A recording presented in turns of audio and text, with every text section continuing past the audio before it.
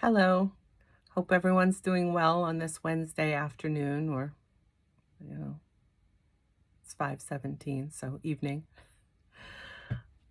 I wanted to come on here and talk, hopefully briefly, but there's going to be multiple videos about a hot topic word that we hear thrown around quite a bit in today's society called narcissism. Um, we hear it all the time. Oh, you're a narcissist. You're this, you're that. People throw it around a lot, and I think there's a lack of clarity on what it actually is, okay? And the impact it can have if it's truly exists, okay? I think sometimes it's misused, though, quite truthfully. And it's not, it's used quite often as a label. Whereas what it truly is, I mean, if you look at the DSM, which is the book that tells you what all the different mental health disorders are, okay? And it gives you the criteria in which, in order to classify under one or the other. And quite truthfully, I know when I was in grad school, when we first got introduced to the DSM, and it was like 2 versions ago, everyone was diagnosing themselves because, quite truthfully, if you open up the book and you look at all of the different criteria, most people are going to hit on 1 or 2 bits and pieces of each of the diagnoses, okay? Because it's human behavior. However, in order to qualify for a particular diagnosis, you have to hit all the criteria, okay? Or a minimum of criteria in order to fit into that particular diagnosis, okay? So when we look at something like narcissism, okay, what it really is, and I don't like to label people any diagnoses. If someone's struggling, when I used to work in substance use, I remember I had a client come into my office one time, a little side note, and he was running a little late, which I'm not a hypocrite, so I can always appreciate that. And unfortunately, he used the excuse that, again, labels make me cringe. And he came in and he says, "Well, what do you expect from a junkie?" And I legitimately got angry on his behalf, even though, we can't always we can't tell people how to identify, right? But part of my job as his clinician was to help him maybe reframe that a little bit so that he wasn't so judgy on himself. And in this particular case, I was like, how about we don't identify as a junkie, because then we're only going to rise to the occasion, right? Self-fulfilled prophecy and all. And instead, identify someone who struggles with substance use, right? Puts it in its whole different category, right? Because we all struggle with something, okay? Now, that aside, that's mainly about a lot of different diagnoses. But with regards to narcissism, okay, in a true narcissistic abuse dynamic, okay, you have a person who is abusing another person, okay? However, it is mainly about the antagonistic behavioral patterns within that dynamic, that relational dynamic, okay? Most relationships have some levels of narcissistic behaviors, okay? That doesn't mean it's a narcissistic abuse situation, okay? However, it does mean we have some maladaptive behaviors within this relationship that we may need to address, okay? Because it's not going to help us, okay? So hopefully within this video, I can help highlight narcissistic abuse, okay? The impact that has on both the abuser and the abused, and different ways to be able to recognize a lot of those behavioral patterns, and the behaviors that we can do in order to either change that dynamic or avoid getting too far into it. Let's put it that way. because it can be fairly devastating on a person. It really can. Excuse me. But one thing I'm big on is not labeling people. I don't like to do that. So, in any case, with regards to antagonistic behaviors, right? What are some of the common behaviors we would consider antagonistic? And that's usually anything that behaviors that put you at odds with another person, right? Um, Maybe an exaggerated sense of self, right? Now, that's not always, I think I'm master of the universe. It could be positive or negative. Maybe it's the exaggerated sense of how much of a victim I am, okay? Or how, and I'm not putting down the word victim. I'm not a fan of that word because it's not self-empowering. However, there are things that happen in life that we don't ask for. So I understand. However, sometimes, I guess, in with regards to a narcissistic abuse type pattern, it's when it's used to promote ourselves in a sense. And I'll explain more as I go further.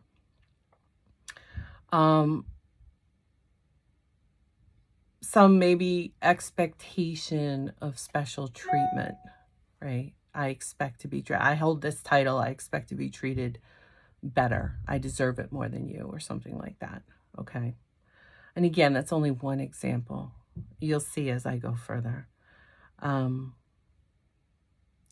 Sometimes an aversion to other people, a lack of empathy or understanding of other people's needs, okay? And the readiness to use people for your own self-enhancement, okay? These tend to be antagonistic behavioral patterns that we see playing out within these dynamics, these narcissistic dynamics. Usually there's some form of manipulation, okay? And we also, we can say gaslighting. There's a lot of gaslighting, which is just a fancy word for manipulation, and a lot of the tactics used to do so, okay? There can be a level of grandiosity if it is a grandiose style of narcissism.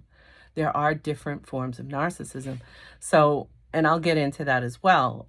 But that's key, because when most people hear the word narcissist, we think of grandiose, because in the DSM, that's one of the criteria to a degree. So hopefully they are looking at that, because there are other forms or types of narcissism, at least presentation style, okay? Grandiose isn't even the most popular. If I had to guess, I'd say vulnerable is.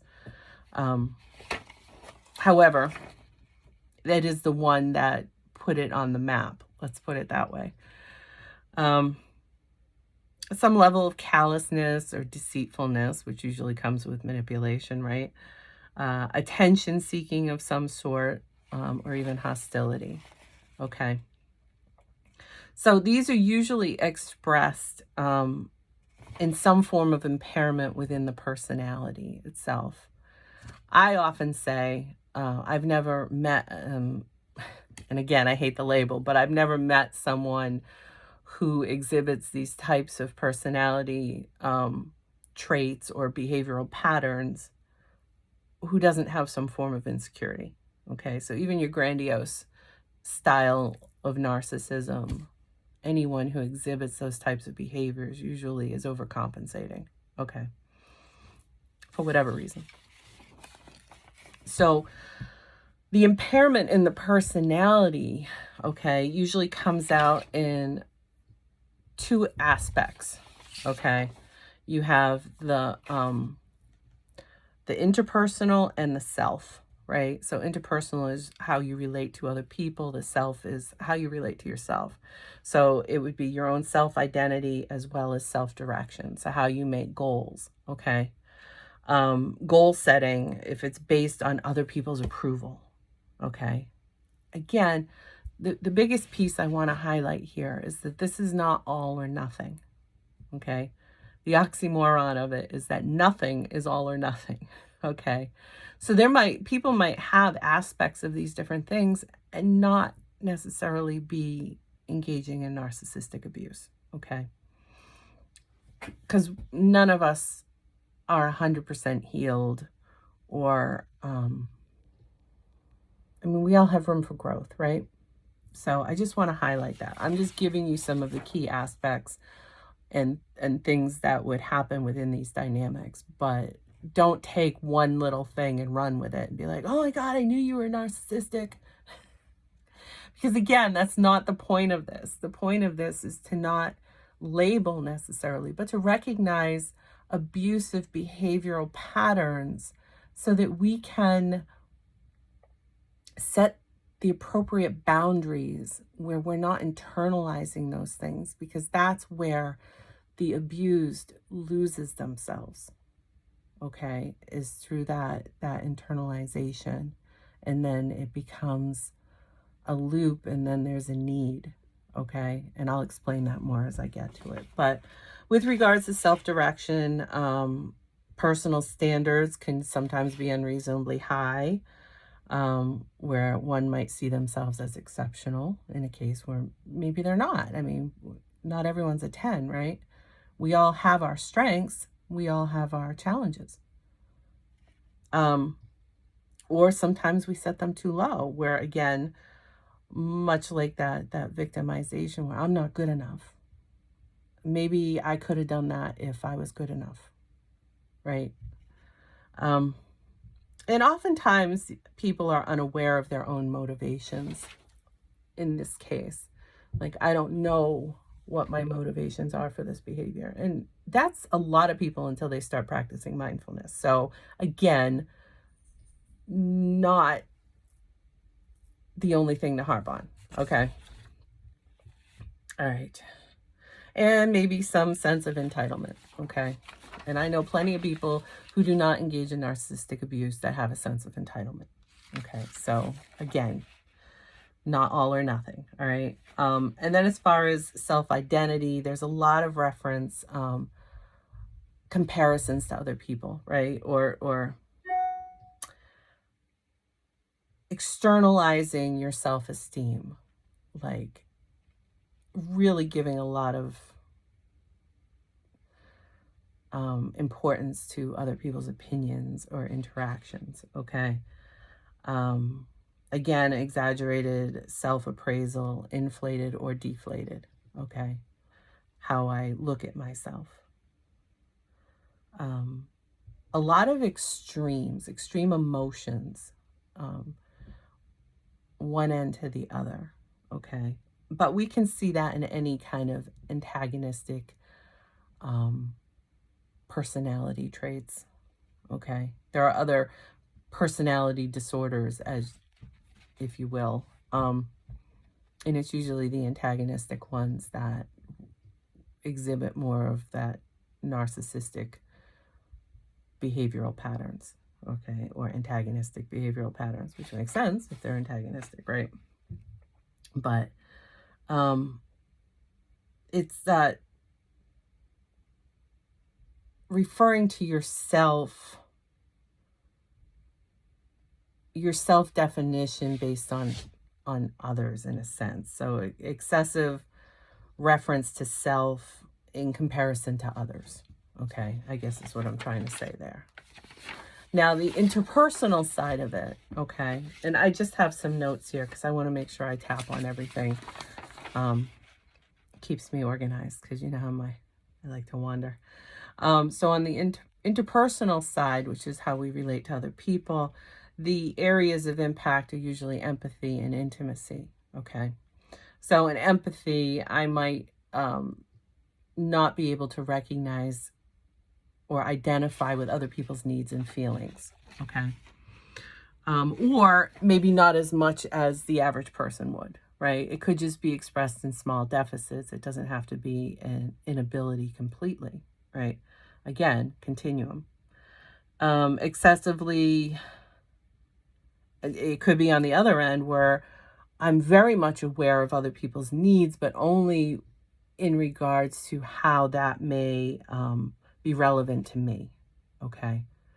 So maybe if, say someone pays me something, I don't know, rent, right? Say I have no, because that doesn't, I don't know. We'll go with it. Okay. So say my partner is the only person who works in the house, right? And they're the ones that keep a roof over my head. And I don't really care how their day went, but I care that they bring home a paycheck, right? So maybe I will be in tune to, are you feeling okay today? Because we need to make sure you go to work, because we need to make sure we pay the rent or the mortgage or whatever the case may be. But that's more about your own self-interest versus actually caring about whether the other person feels good, if that makes sense. And again, not everyone's going to see that way, because for the person who is going to work, they're going to be like, oh, they asked how I was, how I'm doing. And that's the piece they're going to see. Okay. And then again, an over or estimation of your own behavior and the impact it has on others. Okay. So right now we're looking at the abuser, okay, the person who engages in the behaviors. These are some of the deficits we might see within their own personality, okay? So with regards to empathy, those are some of those. Intimacy relationships are usually pretty superficial, okay? And exist to serve self-esteem regulation, okay? There's usually little genuine interest in the other person's experiences, and more of a predominance for your own personal gain, okay, with regards to what that person's bringing to the table for you versus what they want, So again, an example, but, like in a case of a parent who might be engaging in some narcissistic abuse patterns, right?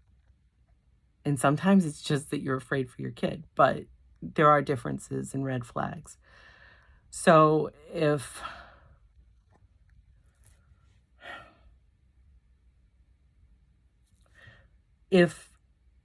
my child helps keep a roof over my head or helps put food on the table, and all of a sudden they want to pursue a dream, that means they got to move away, or maybe put them in harm's way by potentially joining the military or some kind of potentially harmful job, which anything could be, but you get my point, right? Child, partner, whatever. Say someone's dream is to be a firefighter or whatever, and the other person is like, well, I don't know that that's safe, and we need you, type thing. So that might not be good for you. Depending on the person's boundaries, they might give up their dream because it might make rational sense. And in some cases, like I said, it's not abuse. However, it's more, what matters is where it's coming from. Is it really because I'm worried about you as a human being, or is it because I'm worried about losing you as a human being because of what you bring to my world? That's the difference, right? That's the major difference, because sometimes people will try and deter people of doing things that they may want to do, like join the military or be a first responder, or, I don't know, quit their job and become an artist, right? We worry about our kids. We worry about people, and, we want what's best for them, at least our children and the people we love, right? Hopefully everyone, but, and sometimes we do try to deter them because we're not thinking through that this is their life path, not mine to control, not mine to keep them safe forever, even though I want them safe forever, right? However, if it's more about, I don't want you to get killed because then who's going to feed me? That's a different pattern of behavior, right? Not always easy to identify, though. So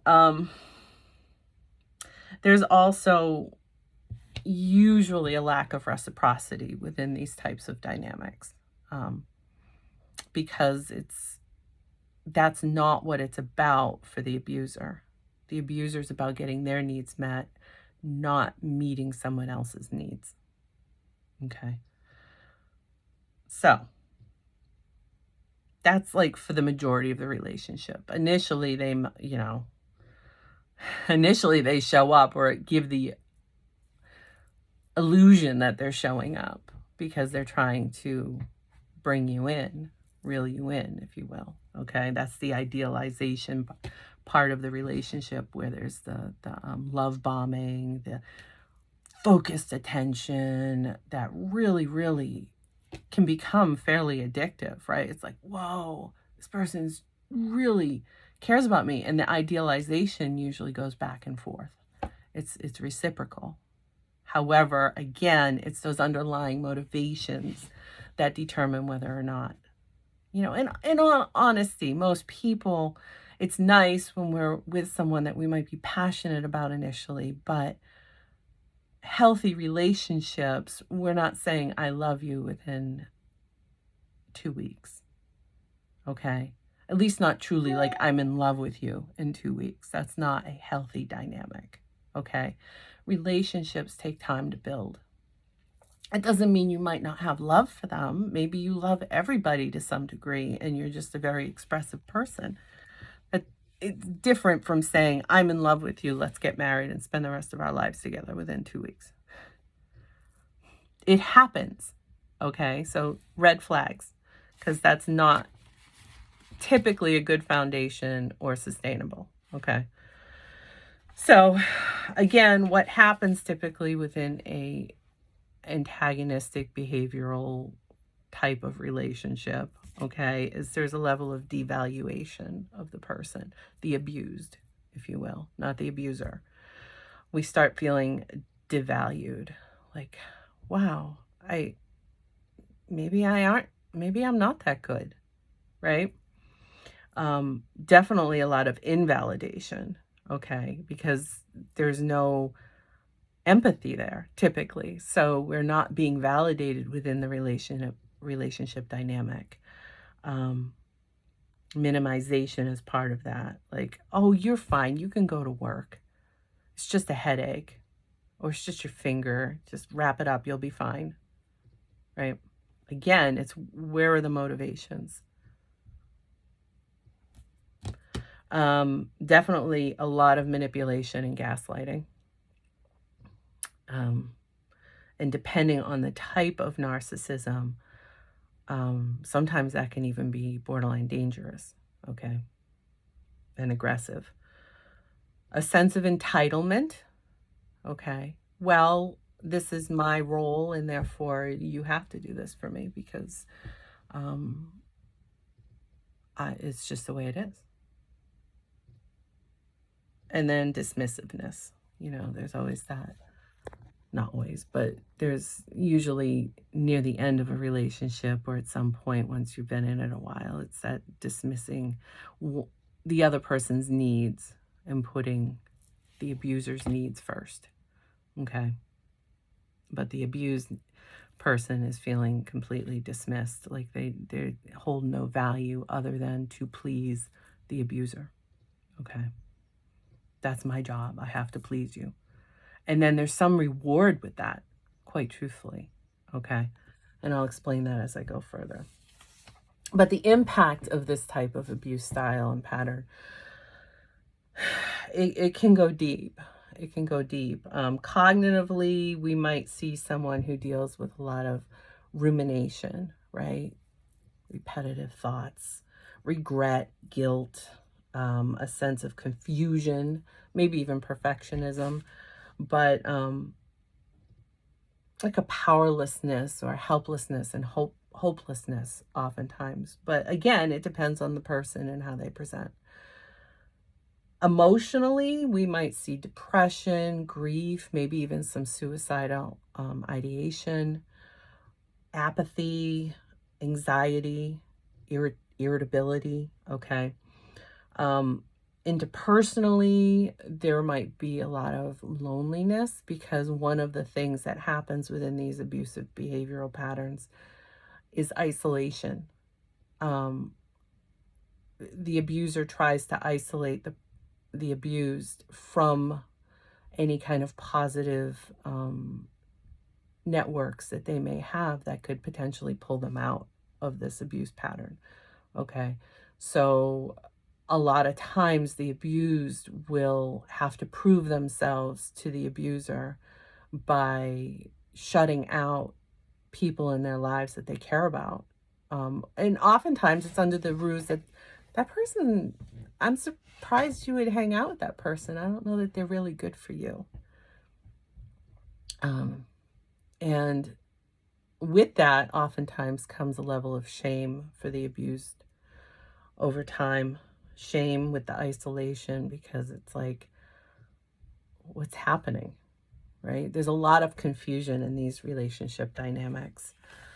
As far as the self and their self-identity of the abused, okay, there might be a fear of being alone because they've become like solely dependent on the abuser for both their validation and their humiliation, right? Because the abuser does eventually get to the point where it's like these small rewards. It's like a reward system. It's fascinating and horrific at the same time. A lot of self-doubt, self-devaluation, self-blame. Physical health, it can impact sleep. It can impact health issues, self-care deficits, where, you can see that even with depression, where I'm not taking a shower, I don't even want to get out of bed type thing, right? Hence, where depression and the physical health, we are mind, body, spirit, right? What impacts one has an impact on the other too. So these are just some of the things that you can look for. Maladaptive coping behavioral patterns, like self-medicating, so substance use, any form. Could be, well, I cope by having a couple drinks every night, or I cope by heavy illicit drugs, right? Or maybe I smoke a joint every day. Whatever the case may be, when it's used just solely for coping, it can be considered maladaptive, okay? All right. So the phases of narcissistic abuse, right, is usually it starts with that idealization that I touched on a little bit already. And that's that love bombing. That's that powerful words and intentional energy exchange, where I'm making you feel like you're the most important person on this entire planet. Okay. It can be really powerful. Okay. And most people have had people attempt this with them at one point or another. And nobody is immune to it. Okay. What makes us stronger and be able to push back is seeing things for what they are and seeing red flags as they pop up and being more aware and intentional, right? Being mindful, basically. How did that make me feel? Is that appropriate? Also making sure you have a good network, positive network, okay? Not one that the abuser puts in place for you, okay? So that goes on for however long it takes to gain a certain level of control over the person, over the abused. So there's no particular time frame for the idealization, but once the abuser feels that they've got you there, then they might test the waters with some devaluation, right? And this may start out subtly at first, like, do you always do that when you're out in public? Because, I love you, but I don't know that everyone would think that that's cool, right? It starts out subtly, where you start questioning yourself and your self-value, okay? your behaviors and how other people might be looking at you. Okay. Then a lot of times, again, there's that triangulating, which is pitting people against each other. It can start with holding back that idealized love, right? And replacing it with criticisms like, I'm surprised you're friends with someone like that. Well, I'm only looking out for you. I'm only, I love you, and I know I wouldn't be with someone like that or have that person in my life because da da da da da, whatever the case may be. It starts out small because initially, if you hit someone full force with judgment against people they care about, that might be enough to be like, whoa, back off. So it starts subtle and it grows from there. It's the little criticisms, right? Often made to look like it's for your own good. I care. This is how I show love. Be mindful. All right. And then, during the devaluation period, which is pretty much the entire relationship once you get out of idealization, okay, as long as it is a relationship. Then there's put downs, there's gaslighting, there could even be threats.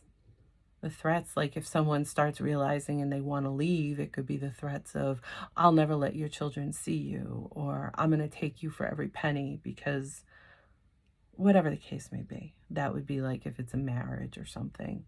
If it's a parent, it might be more like, well, if you leave, you can't come back. It's instilling fear and insecurity for that sense of control. Okay. And gaslighting can be very pervasive, right? It could be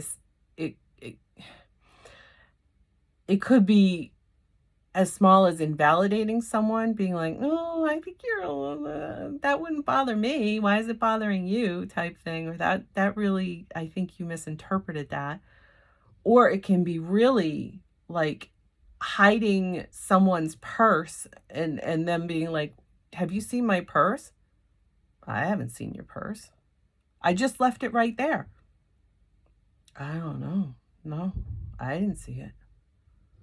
To the point where someone's actually questioning their own sanity, right? It can go really deep. So again, like I said, continuum. But basically what happens during this devaluation period, this manipulation, is as the strength of the abused lessens, okay, as it becomes more diminished, the abuser grabs for more control, to the point where it can even be about bodily functions. Like, when I'm home, I don't want you to use the bathroom, at least not in my presence, because you're gross. Or it could be about food, like, you shouldn't eat that. That's not good. And you're giving, no, that's just not good. You shouldn't do that, right? Or weight loss. It could even be about, you need to lose weight because you're unattractive. Or don't lose weight. And it's about the own person's motivation, right? Maybe someone wants you to look or behave a certain way because they don't want other people to take you, right? Or to have impact on you on any level, right? Hygiene. Privacy is a big one. It could be as simple as, well, I'm your husband, and I need to check your phone every day to make sure nothing's going on, because I don't trust you, and you need to prove to me that you're not talking to this person or that person or whatever the case may be. I'm using that example, but it could fall under a lot of different things. On a deeper level, it could be, I'm installing cameras in the house so I can see that you're not having anyone over the house. It's a little creepy, okay? But much like there's a metaphor that they use in the movie Dante's Peak with Pierce Brosnan. I think came out in the 90s. And he was talking about the volcano, and he was saying how if you put a frog in boiling water, it's going to jump right out and save itself. But if you put it in cool water and slowly bring it up to a boil, it will stay there and die, right? So this happens over time. So it's really important to catch the red flags when they come up for you so that you can stop the pattern, because the longer you're immersed in these types of relational dynamics, the harder it is to dig your way out, okay? So once there is that control over a person's independence and autonomy, the abuser becomes basically the source for that person of both comfort and humiliation. It becomes cyclical. And then as the person becomes part of this pattern and makes conscious decisions that feeds this pattern, the shame sets in and it exponentially grows, quite truthfully. Because they become part of that cycle where maybe they're making excuses for the abuser, or they even need the abuser, quite truthfully, because that's how they identify, right? Because it has an impact on the brain. Usually this ultimately becomes complex trauma. So with any kind of trauma, there's chemical reactions in the brain, which can almost bring this addictive level to the relationship pattern. So once someone identifies that I've been in a narcissistic, I've been abused all these years, or for this amount of time, or whatever the case may be, or I was raised by a narcissist. Again, I don't like the labels, but you get my point. And then they try and pull out of that. It gets really difficult because it's not just as simple as recognizing that this person isn't good for me, because you're almost addicted to them. There's a need to have them in your lives because that's how you identify. It's impacted your own self-identity, okay? And there's no judgment there because it's abuse, right? And it has that chemical level of dependency as well as the emotional and everything else. That's why it's so important to see the patterns before it gets to that point. But so many people, it's so hard because it's subtle. It's subtle. It's that frog in the water, okay? So again,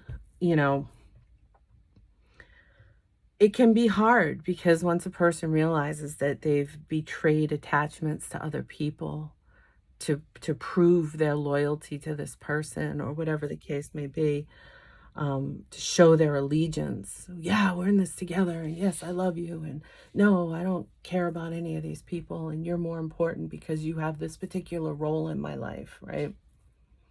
Again, always be careful of that, because abuse is abuse, and no role allows for that. None. Okay? And again, it could be anyone. It could be a sibling, it could be a parent, it could be a grandparent, it could be a teacher, it could be a spouse, could even be a therapist. So always be mindful of the relationship patterns, okay? Anyone in power, okay, or some level of power in your life, depending on who they are and whether or not they have these types of abuse patterns in their life, can be potential. So always be mindful and discerning, okay? So ultimately, discard, which is like the third level of this narcissistic abuse pattern, is when the abuser no longer sees the abused as anything that they can get out of them, right? They'll be discarded, whether psychologically or physically. So maybe I can still get a paycheck out of you, so I'm not going to divorce you, but I'm not going to sleep with you. I don't want anything to do with you. But maybe you do. I don't know. Again, continuum. Every relationship is different, okay? But in any case, there is this level of discard where I'm not getting anything out of you anymore. I don't see you as a source of pride You're not feeding my self, you know, esteem, if you will. So there are people that live in these types of relationships for a very long time and have zero fulfillment, but I don't know. Maybe belief system says you gotta stay in it anyway. It doesn't matter, right? I don't know. When it's your parent, it can really be complicated because, especially if you're a child, it's like, who else am I supposed to go to, right? And again, this usually leads to complex trauma for the abused, okay? With the chemical reactions and the chemical dependencies, there's usually a level of codependency and a shame spiral, okay? Where the person doesn't think I deserve anything better, so I might as well stay with it. I've been in it this long. Again, it's not always, you see it common, at least for me, I see it common in marriages and relationships like that, or with a parent.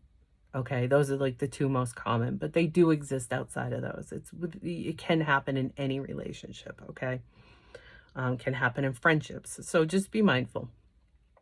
And with this, there can be a lot of co-occurring disorders, right? Once there is the discard, or once the abused realizes that this isn't healthy for me and they start trying to heal and pull away from it, oftentimes the abuser will try and pull them back in once the person starts healing a little bit, right? Oh, you're not an empty shell anymore. I can use you again. So it's called hoovering, if you will. They start to try and suck the abused back into the cycle of abuse, right?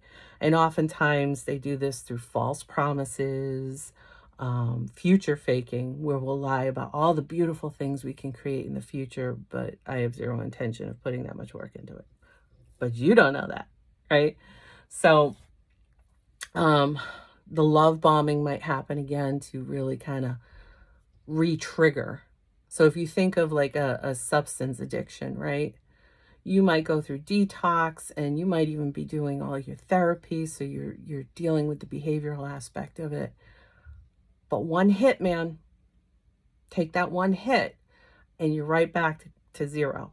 Okay, well, not really, because you have gained a lot of knowledge in between. So you might be able to get out of it faster, but you might have to do detox again, right? So that's the thing. It's so pervasive. And there's also this thing called flying monkeys, okay? That's like the side term of it, but it's when the abuser sets others on the abused, right? Friends, family members, whatever, to advocate for the relationship, to advocate for the abuser, okay? And oftentimes they will, because either they're abused as well, or they only know the part that the abuser has told them in manipulation, right? Because a lot of times the abused isn't oversharing this stuff because of the shame that they oftentimes hold due to that, because most of us don't identify as someone that can be abused like this, but it can come for any of us, quite truthfully, if we're not paying attention. Excuse me. And oftentimes we don't have a reason to think, right? Because it comes from someone that we truly love and care about, because we developed that relationship with them. So the things that can help counteract this, okay, obviously professional help, that can really help with that, okay? But self-care, okay? Taking care of yourself, valuing yourself, especially when you've been devalued for so long. And it's not easy to do. Positive networking, build yourself a network of people that are good for you. And that's really hard to do when you're confused and not trusting anyone because you just came out of this abusive relationship. I get it. But you start small, right? Building self-esteem, right? And this is through achievement, setting small goals, achieving them over and over again. And also learning self-regulation, emotion regulation skills to help you in those moments when your brain gets flooded, because there is trauma involved with this. And it doesn't mean you're broken forever, But a lot of healing needs to take place in order to move beyond these types of relationship patterns. And when you're in it for a really long time, you may even yourself engage in some of these antagonistic behavioral patterns because it's all you know. Especially if you go from growing up with maybe a parent who engaged in narcissistic abuse, and then you go into because that's what you think love is and how it's expressed, and then you go into like a marriage or a long-term relationship with someone who also is narcissistically abusive. How else are you supposed to see love, right? So it makes sense. It's really hard. It is. And that's why it is important to get some level of help when dealing with these types of things, because oftentimes the people, again, depending on how long we've been immersed in it, the people that are in our surroundings are not for our highest good. They're more to enable that type of relationship dynamic. Not always. Again, it's not all or nothing, but it's just things to be mindful of and look for, okay? This is going really long and I'm almost done. But that's pretty much how a narcissistic relationship or narcissistic abuse flows, okay? However, it is then presented in different ways, okay? You have different types of narcissism, okay? You have the grandiose style, which is the one that most people consider a narcissist. You know, that person like, I'm the master of the universe type thing, right? I personally think the most common is the vulnerable narcissist. Okay, that's more of that mentality of, oh, I could have done that, but life never gives me breaks, right? Or I'm not good enough. Again, what makes it narcissistic is the intention behind it. Okay, and I'm sorry, the computer's making all kinds of noise. You have the malignant kind of narcissism, which is the most dangerous kind, okay? Then you have communal, which you often see in institutions or like religious settings, spiritual settings, cults, if you will. Not every religion or institute is a cult. That's not what I meant there. But what I'm saying is you see that's more of that cult mentality of narcissistic abuse, communal, okay? We have self-righteous narcissism, where I am holier than thou, and therefore you need to do what I say because I know better and what's good for everyone type thing. And neglectful narcissism, superficial narcissism. There's even cultural, generational. I'm going to do a separate video for each of those to just kind of quickly, those are going to be quick videos on how they present and how they may differ. But again, everything is on a continuum, right?